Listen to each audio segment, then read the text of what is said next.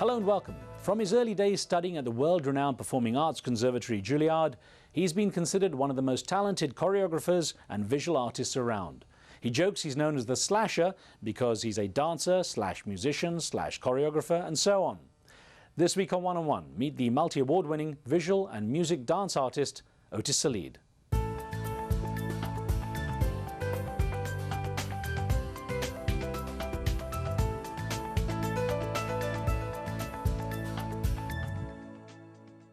The range of skills that make up the portfolio of this man make him unique in the world of performing arts. Otis Salid's early interest in dance led him to start training at the Kennedy Community Center on a program to empower children from underprivileged backgrounds. Before long, he was one of the star talents at the High School of Performing Arts and encouraged to go on to the prestigious academy, Juilliard. Choreography was a natural next step, but Salid wanted to expand his creativity.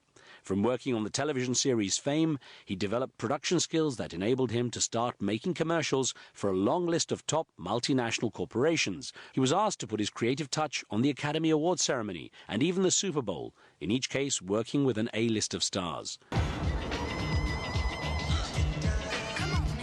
Eventually, Salid caught the eye of film director Spike Lee, who had the artist choreograph his movies, including Do the Right Thing and the intense Malcolm X. In between his work on the big screen, television and stage, Salid continues to bring to life theatre productions, writes music, directs shows, and still dances to his own unique tune. Otis, it's great to have a chance to chat with you. Good to be here. You know, it's amazing. You've covered a lot of ground, from choreography and dancing to music and even acting. What stage are you at in your life right now? I've decided to define myself as a creative. I don't want to be put in any kind of box as I'm a director or choreographer or writer. I'm a creative. People come to me, in fact, my company is called Creative Otis, and people come to me for projects that they have any kind of difficulty with, or when they want to put a lot of elements together, and they're not sure. Like, for example, I did a project for Infinity Cars. They didn't really have an idea of what they wanted to do, but they know they wanted to do some kind of something. And so I was able to take all of my skills, like as a creator, as a director, as a writer, as a choreographer, and just put it together for them. And we did this wonderful piece for Infinity. So I'm a creative. I like this term you use, that people call you the Slasher. Yeah, they call me the Slasher because I have so many slashes: producer, director, choreographer, writer. But a creative, basically, is what I really do. Now, is it hard to get original material or to create original material nowadays, considering, there's so much has been touched on, or is there still a wealth of new ideas there? I don't think anything is new. It's just how you treat it. I mean, there's 7 basic stories in the world. I mean, that's it. And 7 basic emotions, that's it. I mean, it's just the way you treat it. I mean, it goes around in circles. I mean, the kids think it's new, but it's the old new again. And you've traveled out of the US more recently, doing work out in the Middle East, for example. How do you find the work is received outside the US, where much of your formative years were? Well, I've been coming to Abu Dhabi for about 2-3 years now. The amazing thing about being here is that my work is so respected. It's unbelievable. People just soak it up like a sponge. They want to see it. And, the other day it was unbelievable. A lady said to me, my daughter really would like to do ballet, and there's no place for her to study. And so, I mean, people want the dance, people want to learn drama, people want all the arts here. And so it's well received, and people are very open to it, which is unlike America, where it's everywhere.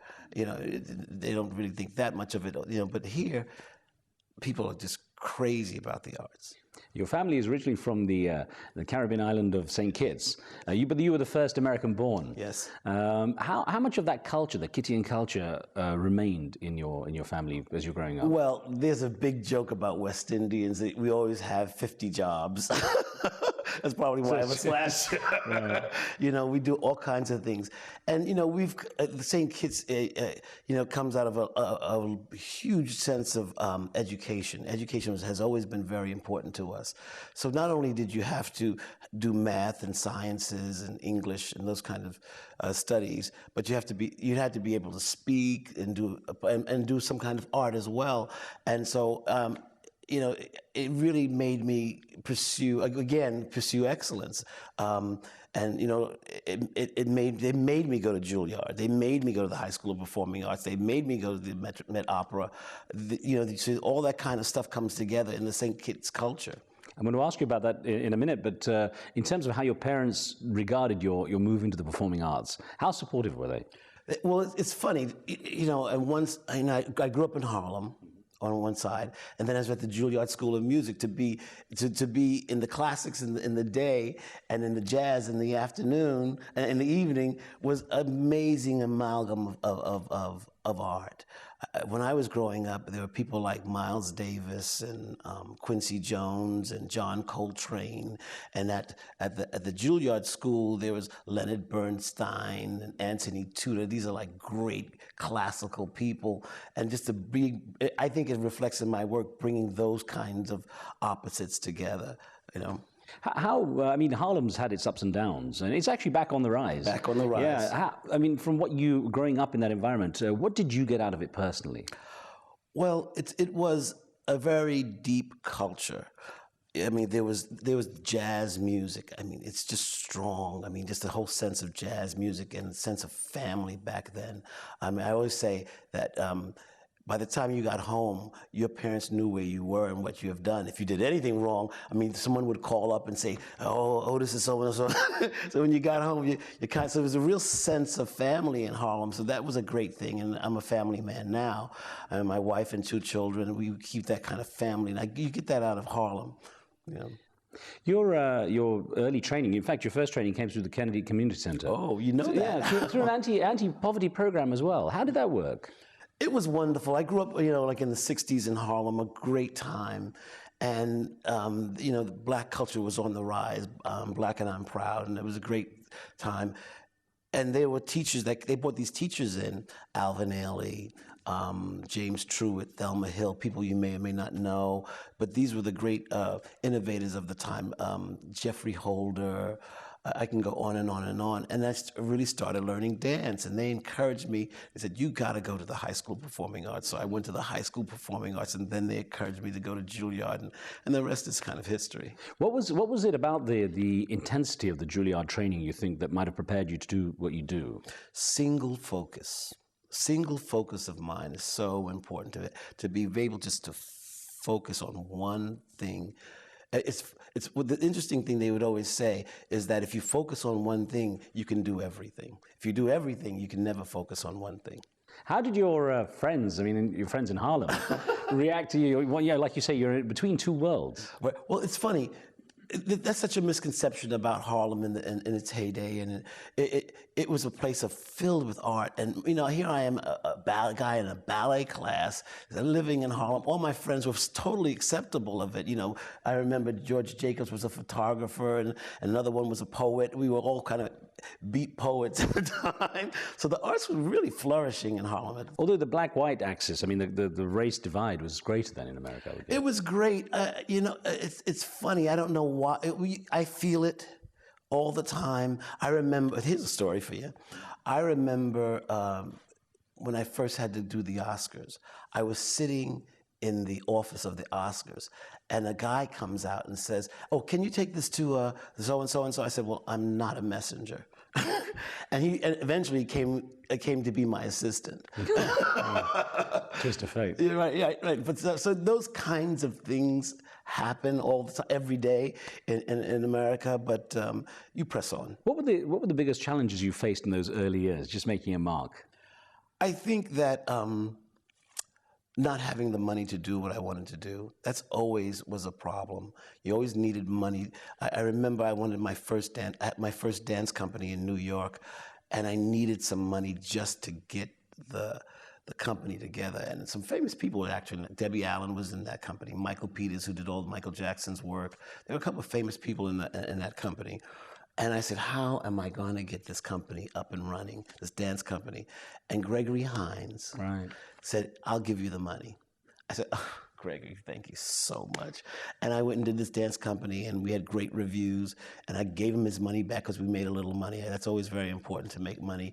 And the rest, as I said, was history. It's interesting you created the Harlem Stories to tell that history of your life, early life and childhood in Harlem. What was the main message coming out from that piece of work? You know so much about me. That's so wonderful. I have to learn. That's so good. I've never been in an interview where people really know. Harlem Stories is about growing up as a young boy in Harlem. I think that there's no difference anywhere around the world, that all young boys grow up fairly similar. That just because it's Harlem, that it's really not that different than any other boy growing up in Abu Dhabi. How easy was it, though? I mean, you came from that kind of environment where, like you say, there was challenges, financial challenges, trying to get projects going. How easy was it for you to navigate your way through the performing arts, to structure a career? Or perhaps artists don't do it that way? Well, it wasn't easy. I don't know too many people who came from a small poverty-ridden home to doing all this kind of stuff. It's very difficult. You have to really navigate, as you say, yourself across this turbulent sea of different people, of all these different situations, but you press on because this is what you want to do. It is my passion. I think that's what really that drives the ship, if I may go on about the metaphor. That is the thing that drives the ship, is that your passion for what you do. If you don't have that, you're just never going to make it, because there's so many things just coming at you on all sides, and you got to have a passion for it. Of course, once you'd made your mark, and you did that fairly quickly, how did your family react? Well, my family loved it. I mean, but they were in the arts. They're educators. So they had the background. Oh, yeah, they were in the arts. They're very critical. They said, well, we didn't like this turn on the side. All right. So they have a lot of opinion about it. Well, Otis, we've got many more questions for you. Stay tuned. We're going to have more one-on-one with Otis Said in just a moment.